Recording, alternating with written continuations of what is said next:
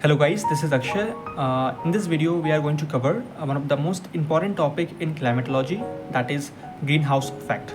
So let's get started.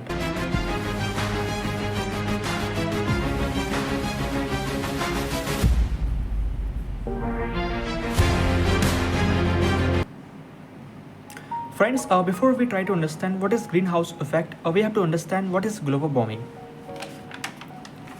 आपने अक्सर किसी भी आर्टिकल्स में किसी भी न्यूज़ में आपने पढ़ा होगा कि भाई ग्लोबल वार्मिंग क्या होता है।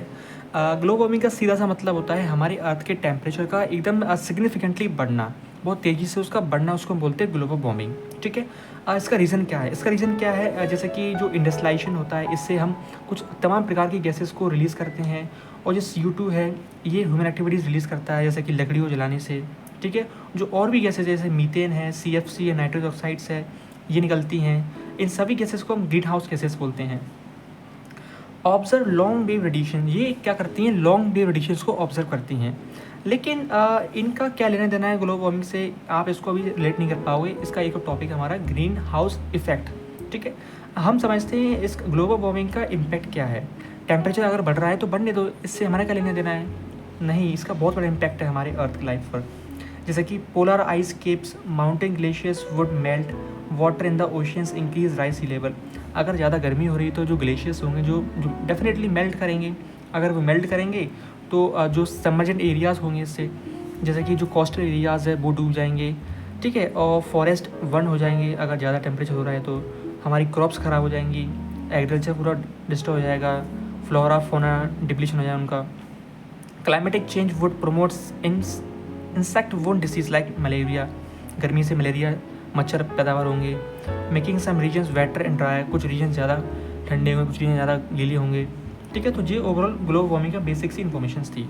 इसको आप अभी से नहीं समझ पाओ कि भैया देखो, अगर इन गैसेस से टेम्परेचर बढ़ कैसे रहा है, इन गैसेस से हमारा टेम्परेचर कैसे बढ़ रहा है, इनका कनेक्शन क्या है, तो वो हम समझेंगे ग्रीन हाउस इफेक्ट के बारे में। बेसिकली आपकी प्रीवियस क्लासेस में आपने पढ़ रखा हो कि भैया ग्रीन हाउस इफेक्ट क्या होता है, लेकिन आप उसको पहले नहीं समझ पाए होंगे। इसलिए इस टॉपिक को 11th क्लास में उन्होंने फिर से इसको रिपीट कर दिया है, global warming and green house gases. तो इसको हम समझते हैं ग्लोबल वार्मिंग कैसे हो रहा है। उसका मेन रीज़न है ग्रीन हाउस गैसेस का। जैसे कि due to presence of green house gases, जैसे कि हमने बताया था कि ग्रीन हाउस गैसेस कौन सी होती है? Methane, carbon dioxide, CFC, nitrogen oxide, ये सारी ग्रीन हाउस गैसेस होती हैं। Due to presence of green house gases in earth behaving like a green house methods, हमारे अर्थ के एटमोसफेयर में जो गैसेज है ये प्रेजेंट है, जिससे ग्रीन हाउस इफेक्ट होता है। देखो, आपने ऐसी चीज़ अक्सर देखी होगी ऐसे रीजन्स में जहाँ सन का इंसोलेशन बहुत कम आता है, मतलब this is used in frigid zone area to preserve heat. ये ऐसी जगह यूज़ किया जाता है वहाँ सन की इंसोलेशन बहुत कम आ रही है। अब होता क्या, देखो होता क्या, मैं बताऊँ। हमारा अर्थ ग्रीन हाउस इफेक्ट नहीं है, ये ग्रीन हाउस गैसेस की तरह इफेक्ट कर रहा है, उसकी तरह बिहेव कर रहा है। इसको बोलते हैं हम ग्रीन हाउस इफेक्ट, इसको बोलते हैं हम ग्रीन हाउस मेथड। होता क्या है इसमें, पहले हम ये समझेंगे, हम अर्थ को बाद में समझेंगे। ये है, मान लीजिए एक ग्लास का एक हंगर है। ठीक है।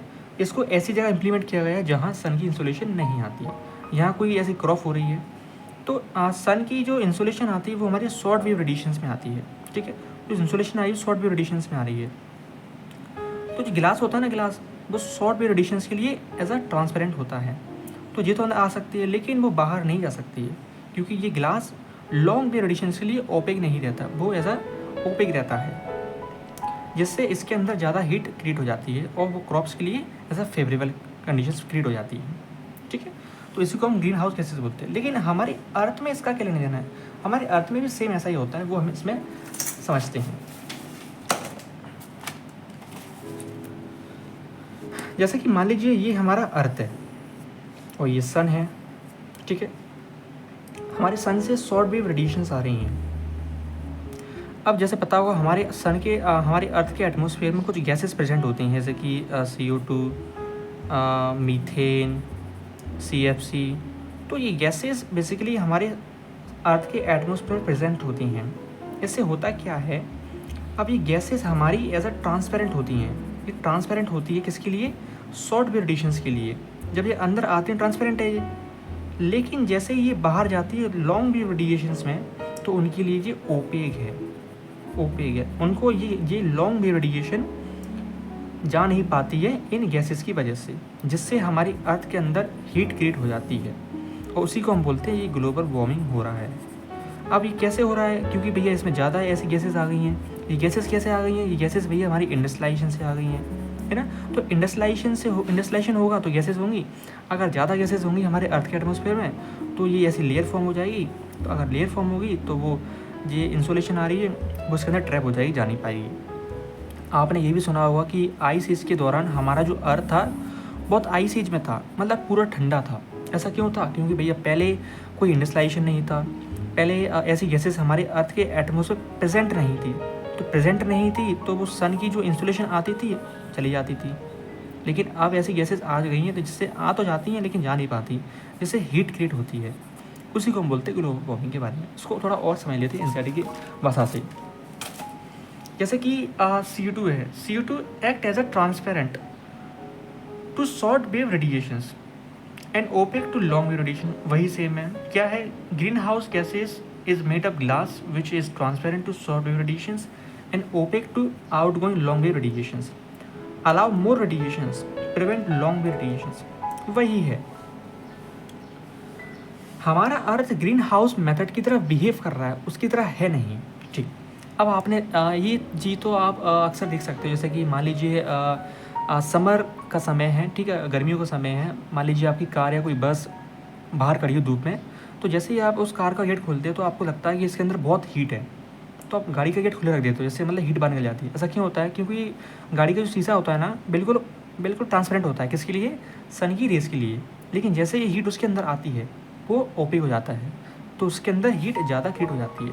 उसी प्रकार से ऐसा मेथड उन जगह यूज़ किया जाता है जहाँ भैया हीट कम आ रही है, जैसे कि फ्रिजिड जोन है, जैसे कि रशिया के ट्रांस साइबेरियन एरियाज़ है, ठीक है, अंटार्कटिका इसमें ऐसे यूज़ किया जाता है। तो आपने अच्छे से ग्रीन हाउस इफेक्ट के बारे में समझ लिया होगा कि कैसे ये ग्रीन हाउस इफेक्ट हमारी अर्थ का हीट को बढ़ाता है। तो ये टॉपिक बड़ा ही एक अंडरस्टैंडेबल टॉपिक था। मैंने आपको बताया था कि हम इसमें इस टॉपिक में एक ओजोन लेयर के बारे में ही समझें कि भैया ओजोन डिप्लीशन क्या होता है। देखो, जैसे कि large concentration of green house gases CO2 है, सबसे ज़्यादा CO2 ही बनाता है हमारे अर्थ का टेम्परेचर। ये कहाँ से आता है? ये फॉसिल फ्यूल से आता है, लकड़ी को जलाने से आता है ये, ठीक है। Forest use CO2 growth in the growth of deforestation region, मतलब अब फॉरेस्ट भी CO2 रिलीज़ करते हैं। तो फॉरेस्ट अगर CO2 रिलीज़ करेंगे तो भैया क्या होगा? उससे भी हमारी हीट ट्रैप हो सकती है। ओजोन डिप्लीशन क्या होता है वो हम समझेंगे। बेसिकली आपने पढ़ा होगा कि भैया ओजोन एक लेयर है जो कि हमारी ट्रोपोस्फियर लेयर में पाई जाती है। इस लेयर का मेन इंपॉर्टेंस ये है कि जो सन से जो UV रेज आती है उसको ये ट्रैप करता है, उसको ये रिफ्लेक्ट करता है। अगर ओजोन लेयर नहीं रहेगा तो सन की जो UV रेज है हमारे अर्थ के अंदर डायरेक्टली आ सकती हैं। अगर वो डायरेक्टली आ सकती हैं तो हमारे सन के अंदर जो फ्लोरा है, जो फौना है, जो ह्यूमंस है, उसके ऊपर बहुत भयंकर इफेक्ट पड़ेगा। इसके भैया इससे स्किन कैंसर हो सकते हैं, इससे कैटरेक्ट हो सकते हैं, इससे भैया हमारा DNA भी चेंज हो सकता है, ठीक है। लेकिन इसमें हम समझेंगे ओजोन डिप्लीशन क्या होता है। मतलब ओजोन थोड़ा डिप्लीट हो रहा है, वो खराब हो रहा है वो। जैसे कि ozone observe UV rays in stratosphere, पता होगा आपको, protect humans from UV rays, मैंने बता दिया मैंने आपको। लेकिन CFC are protect human activities, are products of human activities, drift in stratosphere, destroy the ozone layer. जैसे कि जो CFC है, जो क्लोरोफ्लोरोकार्बन है, वो ह्यूमन एक्टिविटीज़ के द्वारा रिलीज़ किया जाता है। जैसे कि ACs में होता है ये हमारा रेफ्रिजरेटर्स में होता है, तो वहाँ से ये गैस रिलीज़ होती है, ये वाली गैस CFC यानी क्लोरोफ्लोरोकार्बन, वो स्ट्रेटोस्फीयर में ओजोन लेयर को डिस्ट्रॉय कर देती है, ठीक है। अगर ओजोन लेयर डिस्ट्रॉय हो गया तो क्या होगा? ये डायरेक्टली हमारे अर्थ के अंदर आ सकता है। तो ओजोन होल है, ओजोन होल का मतलब यही होता है ओजोन डिप्लीट कर रहा है। ओजोन होल डिस्कवर किया गया था हमारा 3 लोगों ने, जोय फरमन ने, बेरिन ग्रेडियन ने, जोनाथन सक ने। कब किया गया था? मई 1985 में अंटार्कटिका में किया गया था। ओजोन होल का मतलब होता है इसमें UV रेज को अलाउ करता है, ठीक है। तो ये बेसिक सा ओजोन डिप्लीशंस के बारे में था, ओके। तो ग्रीन हाउस गैसेस को रोकने के लिए, जैसे आप इस मैप में देख सकते हो कि ये ग्रीन हाउस गैसेस है, इसमें क्या लिखा है? Gangotri is shrinking 23 metre every year. मतलब गंगोत्री ग्लेशियर है वो 23 मीटर एवरी ईयर श्रिंक कर रहा है, पिघल रहा है वो, ठीक है। तो ग्रीन हाउस गैसेस को रोकने के लिए हमारी जो वर्ल्ड नेशन है, जो यूनाइटेड नेशन है, उसने भी एक अच्छा स्टेप लिया था, जैसे कि क्योटो प्रोटोकॉल है। 11 दिसंबर में 1997 में एक क्योटो प्रोटोकॉल हुआ था जापान में। क्योटो एक जापान की सिटी है, तो उसी के नाम से इसको रखा गया है। इसका मेन मोटो था कि ये रिड्यूस करेगा emission of green house gases, मतलब कम करेगा जो ग्रीन हाउस गैसेज हमारी निकल रही हैं उसको कम करेगा। मतलब जैसे कार्बन डाइऑक्साइड है, CFC है, मीथेन है, उसको कम करेगा ये। इसको 141 नेशन के द्वारा इसको रेटिफिकेशन मिला था, उनके यहाँ इसको सहमति मिली थी। इसका मेन मोटो था कि 35 इंडस्ट्रियलाइज नेशन रिड्यूस करेंगे ग्रीन हाउस गैसेज को, ठीक है। अब बताया गया है एनुअल टेम्परेचर कितना रहता है, 14 सेल्सियस रहता है, increasing from the 20th century, ठीक। अब मान सकता है कि 1998 हमारे दुनिया का सबसे वार्मेस्ट ईयर माना जाता है इसको, ठीक है। तो ये थोड़ा सा उसका एक मोटो था, उसका एक थोड़ा अच्छी स्टेप ली थी हमारे वर्ल्ड ने इस ग्रीन हाउस गैसेस को रोकने के लिए, ये क्योटो प्रोटोकॉल था। पहले हमने भैया ग्रीन हाउस गैसेस के बारे में समझा था। जैसा कि मैंने आपको बताया कि जो ओजोन लेयर है, जो ओजोन होल है, ओजोन होल ये डिस्कवर किया था जॉन फरमन ने। अब मन में क्वेश्चन आता है कि जो ओजोन होल है, जो ओजोन डिप्लीशन को हम ऐसे काउंट कैसे करेंगे कि भैया ओजोन डिप्लीट हो रहा है।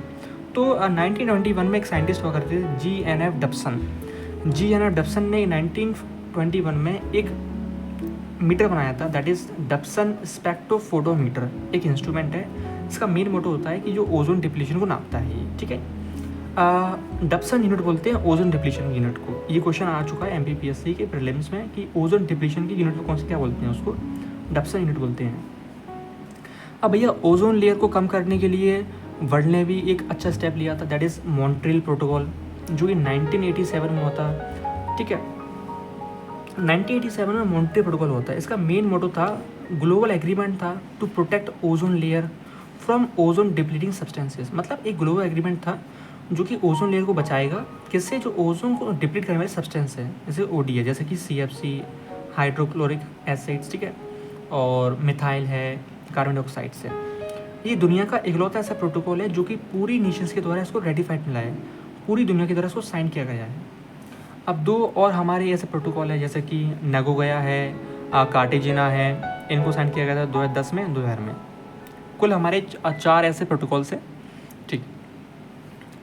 Thank you.